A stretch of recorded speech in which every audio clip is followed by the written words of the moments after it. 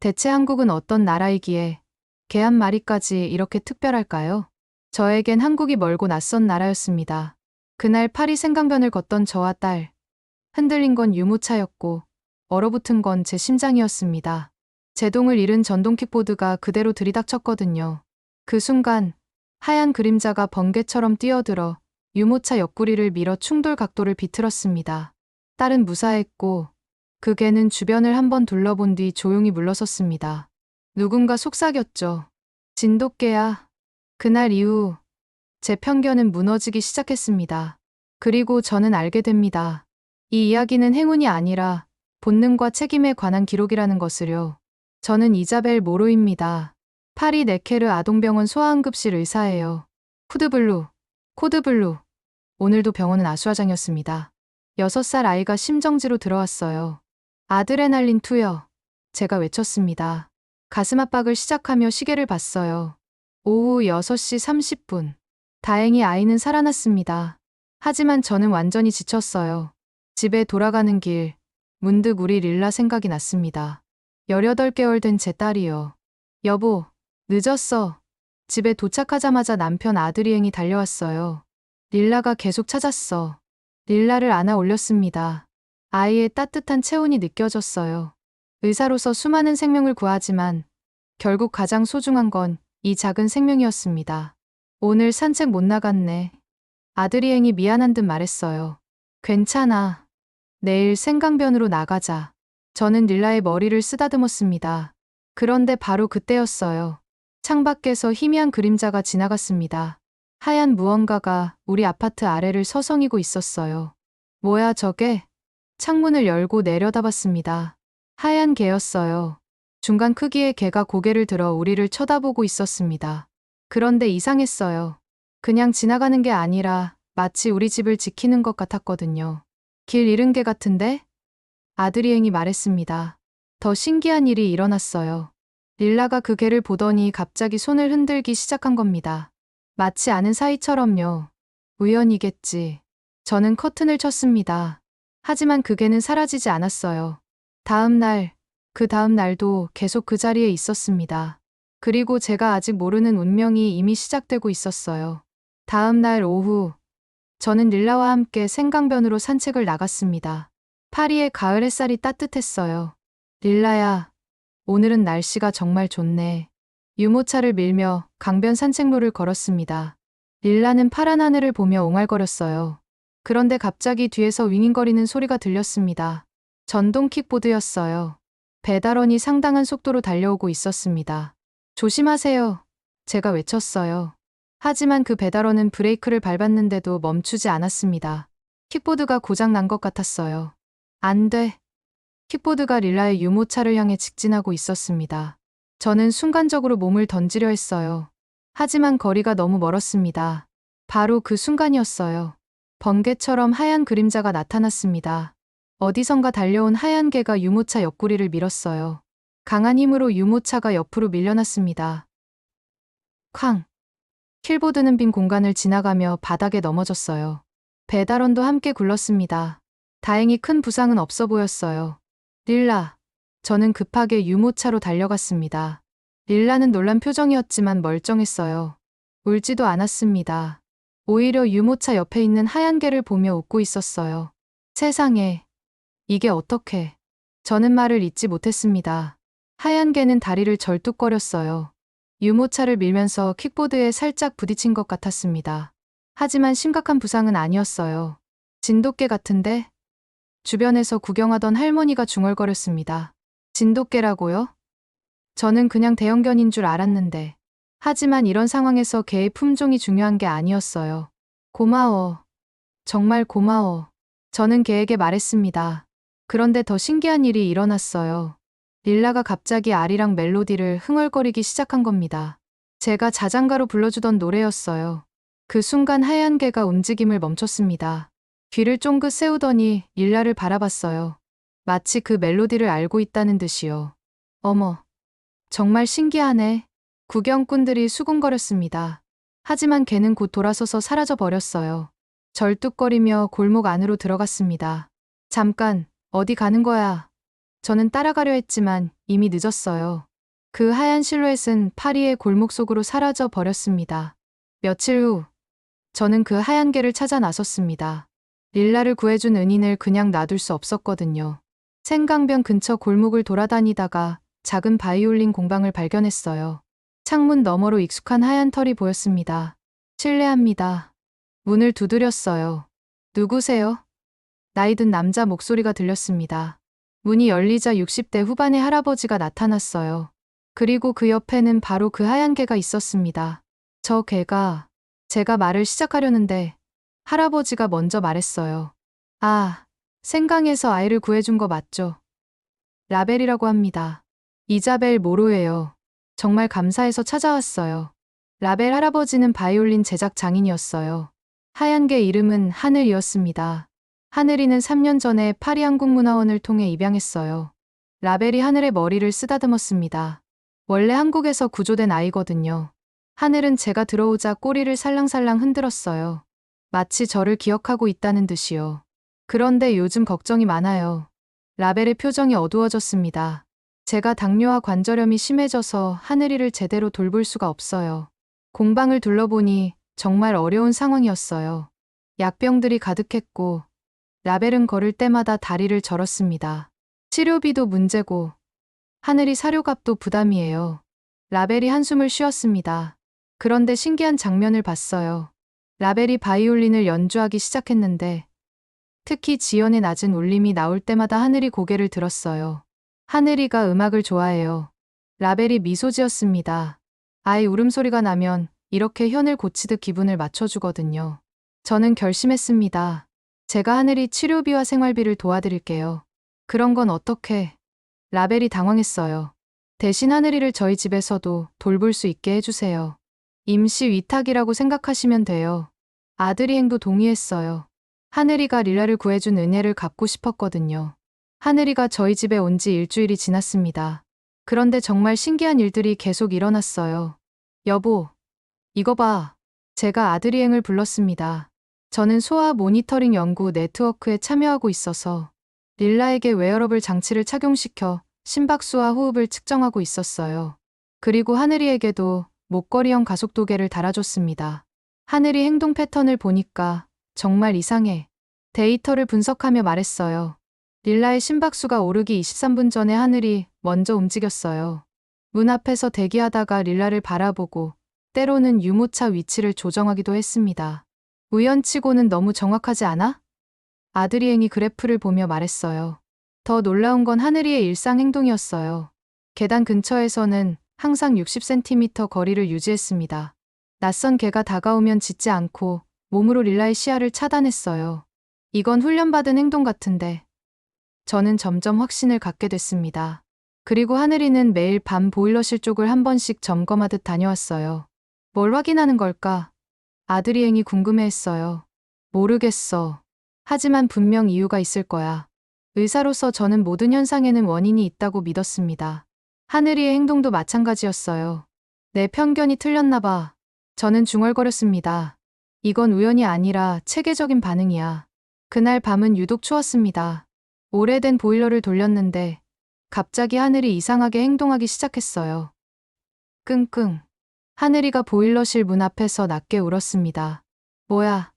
하늘아? 저는 처음엔 별로 신경 쓰지 않았어요. 하지만 하늘이는 계속 울면서 일라방으로 달려갔다가 다시 보일러실로 갔어요. 마치 뭔가를 알려주려는 것 같았습니다. 이상하네. 아들이 행이 일어났어요. 그때였습니다. 하늘이가 갑자기 창문 쪽으로 달려가서 앞발로 창문을 긁기 시작했어요. 뭔가 이상해. 저는 순간 깨달았습니다. 의사로서의 직감이 작동했어요. 어지러움과 두통이 느껴졌거든요. 이건 일산화탄소 중독 초기 증상이었습니다. 일산화탄소야. 모두 나가. 저는 외쳤어요. 급하게 릴라를 안고 아드리엔과 함께 밖으로 뛰어나갔습니다. 하늘이도 따라왔어요. 그리고 즉시 소방서에 신고했습니다. 감지기는 왜 울리지 않았지? 아드리엔이 말했어요. 소방관들이 와서 확인해보니 일산화탄소 감지기가 고장 나 있었습니다. 그리고 보일러에서 정말로 일산화탄소가 누출되고 있었어요. 조금만 늦었어도 큰일 날 뻔했네요. 소방관이 말했습니다. 감지기보다 먼저 반응한 개는 처음 봅니다. 저는 하늘이를 꼭 안았어요. 고마워. 하늘아. 또 우리를 구해줬구나. 이제 확신했습니다. 이건 전설이 아니라 과학적으로 설명 가능한 현상이었어요. 하늘이의 놀라운 능력을 더 체계적으로 연구하기로 했습니다. 알포르 수의대와 응급의학팀이 함께 참여했어요. 예측적 보호행동이라고 명명하겠습니다. 연구팀장이 발표했어요. 하늘이가 바이올린 지연 소리에 반응하던 패턴을 분석해봤더니 저주파 진동과 소리를 인지하는 특별한 능력이 있다는 가설이 나왔어요. 일산화탄소 누출 시 발생하는 미세한 진동을 감지한 것 같습니다. 수의사가 설명했습니다.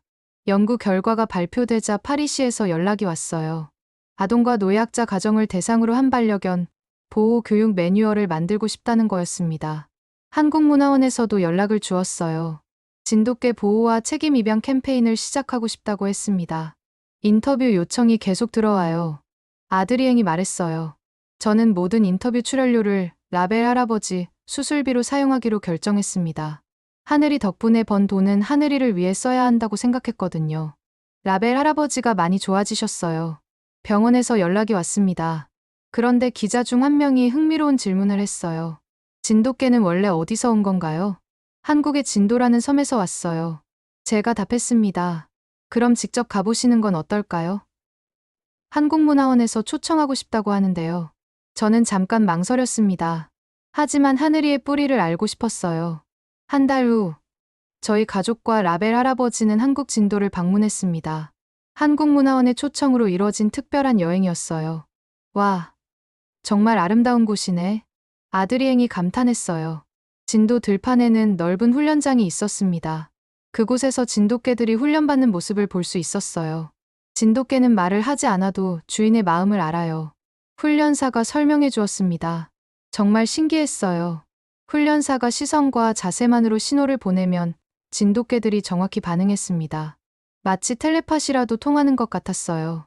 그런데 더 놀라운 장면을 봤습니다. 하늘이가 릴라를 그늘로 먼저 이동시키는 거예요. 해가 뜨거워지기 전에 미리 안전한 곳으로 데려간 겁니다. 하늘이도 진짜 진돗개구나. 저는 미소 지었어요. 문화원 관계자에게 말했습니다. 사실 저는 처음에 편견이 있었어요. 개인적인 상처 때문에 한국을 좋지 않게 생각했거든요. 정말 죄송해요. 괜찮습니다. 이해해요. 관계자가 따뜻하게 답했어요. 그날 저녁, 진도 마을 아이들이 아리랑을 불렀어요. 릴라가 그 노래를 들으며 스르르 잠들었습니다. 하늘이는 그 옆에 조용히 누웠어요. 이게 하늘이의 진짜 고향이구나. 라벨 할아버지가 중얼거렸습니다. 음악과 사랑은 국경이 없다는 걸 그때 깨달았어요. 파리로 돌아온 후 라벨 할아버지가 완전히 회복됐습니다. 저희는 법적 절차를 거쳐 하늘이의 공동 보호자가 됐어요. 이제 하늘이가 두 집에서 살 수 있어요. 라벨 할아버지가 기뻐했습니다. 라벨의 공방과 저희 집을 오가며 하늘이는 더욱 행복해 보였어요. 파리시에서는 하얀 그림자 프로젝트를 정식으로 론칭했습니다. 아동 안전과 반려견 상호작용 교육을 위한 프로그램이었어요. 한국문화원과의 공동 프로그램도 상설화됐습니다. 이제 진짜 의미 있는 일을 하는 것 같아. 아드리앵이 말했어요. 저도 그렇게 생각했습니다. 의사로서 환자를 치료하는 것도 중요하지만 예방과 교육도 똑같이 중요하다는 걸 깨달았거든요. 몇 달 후, 놀라운 일이 일어났어요. 릴라가 처음으로 완전한 문장을 말한 겁니다. 하늘, 같이 가자. 하늘이는 꼬리를 흔들며 릴라 옆으로 다가갔어요. 두 친구는 함께 공방으로 향했습니다. 저는 창문에서 그 모습을 바라봤습니다. 파리 골목 사이로 사라져가는 하얀 그림자를 보며 생각했어요. 국가가 아니라 사람과 기억이 행동을 만든다. 편견은 무지에서 나오지만 사랑은 경험에서 나온다는 걸 하늘이가 가르쳐 준 거예요. 이제 저는 확신합니다. 과학으로 설명할 수 없는 것도 있지만 사랑만큼은 모든 걸 설명해 준다고 말이에요. 하늘이와 릴라의 우정은 계속될 거예요. 그리고 이 이야기도 누군가에게는 새로운 시작이 될 거라고 믿습니다. 여러분, 지금까지 파리의 하얀 그림자, 진돗개 하늘이의 이야기를 들어주셔서 정말 감사합니다. 이 이야기를 통해 저는 많은 것을 배웠어요. 무엇보다 편견이라는 게 얼마나 우리의 시야를 좁게 만드는지 깨달았습니다. 저는 개인적인 상처 때문에 한국 전체를 부정적으로 바라봤거든요. 하지만 하늘이가 보여준 무조건적인 사랑과 보호 본능 앞에서 그런 편견들이 얼마나 무의미한지 알게 됐어요. 의사로서 저는 항상 과학적 근거를 중시했습니다. 데이터로 증명되지 않으면 믿지 않았죠. 하지만 하늘이를 만나면서 과학으로 설명할 수 있는 현상과 그렇지 않은 현상 사이에도 진실이 있다는 걸 배웠습니다. 특히 하늘이가 우리 집에서 보여준 예측적 보호 행동을 연구하면서 놀라운 사실들을 발견했어요. 하늘이에게 목걸이형 가속도계를 달고 릴라에게는 웨어러블 장치로 심박수와 호흡을 측정했는데 정말 신기한 패턴이 나타났거든요. 릴라의 심박수가 오르기 23분 전에 하늘이가 먼저 움직였어요. 문 앞에서 대기하다가 릴라를 바라보고 유모차 위치를 조정하기도 했습니다. 계단 근처에서는 항상 60cm 거리를 유지했고 낯선 개가 접근하면 짖지 않고 몸으로 릴라의 시야를 차단했어요. 가장 놀라웠던 건 일산화탄소 누출 사건이었습니다. 하늘이가 매일 밤 보일러실을 점검하듯 다니는 게 이상하다고 생각했는데 정말 위험한 상황을 미리 감지하고 있었던 거예요. 그날 밤 하늘이가 보일러실 문 앞에서 낮게 울면서 릴라 방과 창문 쪽을 오가며 우리를 유도했어요. 만약 하늘이가 없었다면 우리 가족은 일산화탄소 중독으로 큰 위험에 빠졌을 거예요. 소방관들도 감지기보다 먼저 반응한 개는 처음 본다고 하더라고요. 그때 확신했습니다. 이건 전설이 아니라 과학적으로 연구할 수 있는 체계적인 반응이라는 거요. 라벨 할아버지가 바이올린 지연을 연주할 때 하늘이가 보이던 반응과 연결해보니 하늘이는 저주파 진동과 소리를 인지하는 특별한 능력이 있다는 가설이 나왔어요. 알포르 수의대와 응급의학팀이 함께 참여해서 하늘이의 예측적 보호 행동에 대한 케이스 리포트를 발표했습니다. 연구 결과가 나오자 파리시에서 연락이 왔어요. 아동과 노약자 가정을 대상으로 한 반려견 보호 교육 매뉴얼을 만들고 싶다는 거였죠. 한국문화원에서도 진돗개 보호와 책임 입양 캠페인을 시작하겠다고 했고요. 많은 기자들이 인터뷰를 요청했는데 저는 모든 출연료를 라벨 할아버지의 수술비로 사용했습니다. 하늘이 덕분에 번 돈은 하늘이를 위해 써야 한다고 생각했거든요. 라벨 할아버지의 건강이 많이 좋아지셔서 정말 다행이었어요. 진도를 방문했을 때 느꼈던 감동을 아직도 잊을 수 없습니다. 하늘이가 태어난 그 땅에서 다른 진돗개들과 함께 있는 모습을 보며 뿌리의 중요성을 깨달았어요. 진도 들판의 훈련장에서 진돗개들이 훈련사의 시선과 자세만으로 정확히 반응하는 걸 보면서 정말 놀랐거든요. 하늘이가 릴라를 그늘로 먼저 이동시키는 모습을 보며 미소 지었던 기억이 생생해요. 그곳에서 저는 문화원 관계자에게 정중히 사과했습니다. 개인적인 상처 때문에 한국을 뭉뚱그려 판단했다고요. 진도 마을 아이들이 아리랑을 부를 때 릴라가 잠들고 하늘이가 그 옆에 조용히 누웠던 순간 음악과 사랑은 정말 국경이 없다는 걸 깨달았어요. 지금 릴라는 3살이 됐습니다. 하늘이와 함께 자라면서 동물을 사랑하는 마음을 배우고 있어요. 무엇보다 다른 문화에 대한 열린 마음을 갖게 됐죠.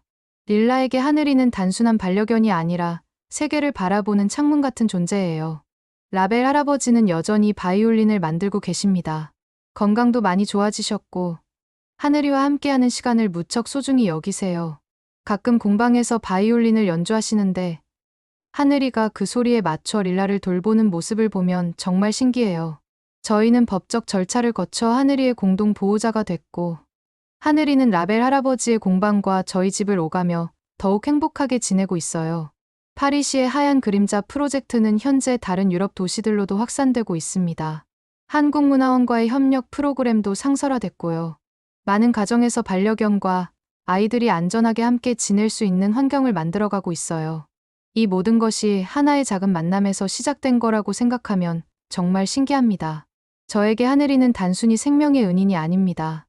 제 마음을 열어준 선생님이에요. 편견을 버리고 진실을 보는 법을 가르쳐준 소중한 친구죠. 아들이행은 항상 말해요. 하늘이가 우리 가족을 더 따뜻하게 만들어줬다고요. 지금도 하늘이는 저희와 함께 살고 있습니다. 여전히 릴라를 지키고 위험을 미리 감지하고 우리 가족을 보호해주고 있어요. 하지만 이제는 그런 특별한 능력보다도 하늘이가 주는 무조건적인 사랑이 더 소중하게 느껴집니다.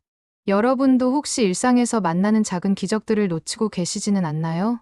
편견 때문에 보지 못하는 아름다운 순간들이 있을지도 모르거든요. 하늘이가 저에게 그랬듯이 여러분 주변에도 무언가 특별한 존재가 있을 거예요. 국가가 아니라 사람과 기억이 행동을 만든다는 걸 하늘이가 가르쳐 줬습니다. 사랑은 국경도, 종족도, 언어도 초월한다는 것도요. 그리고 때로는 가장 예상치 못한 곳에서 가장 큰 감동이 찾아온다는 것도 말이에요. 긴 이야기를 끝까지 들어주셔서 진심으로 감사드립니다. 여러분의 일상에도 하늘이 같은 따뜻한 기적이 함께하기를 바라며 이만 인사드릴게요. 감사합니다.